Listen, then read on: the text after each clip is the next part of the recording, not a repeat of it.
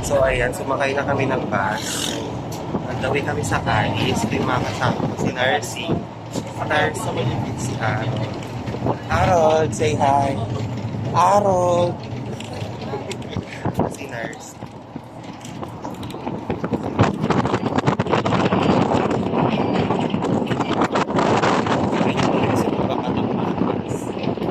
Kasi walang traffic dito since mornings. Okay, yung mga nakikita nyo yan, mga tubulan, ginagawa kasukan. Kasi Bacolod or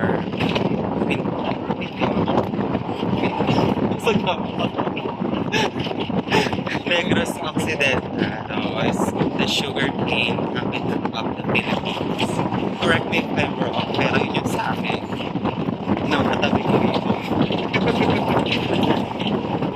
Ayan o, diba? Siguro yung probinsya, may kita nyo may mga bundok. Diba? So pretty.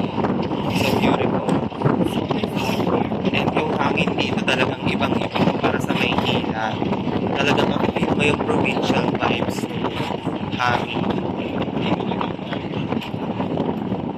So yun, I hope kayo rin makapunta. Akala ko. Sabi mo, gano'n. Parang nagyayabang eh. Hindi naman sa nagyayabang, pero di ba, pag may pera kayo. Beba lang. Ayan na, so, ito yung bus, sinaklan. This is, Fresh na fresh from Bacolod. Diba? Mas pa-nerdy ako today kasi syempre, kailangan pa tayong may pera.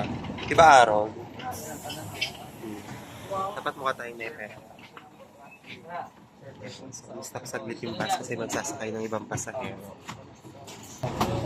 Yan.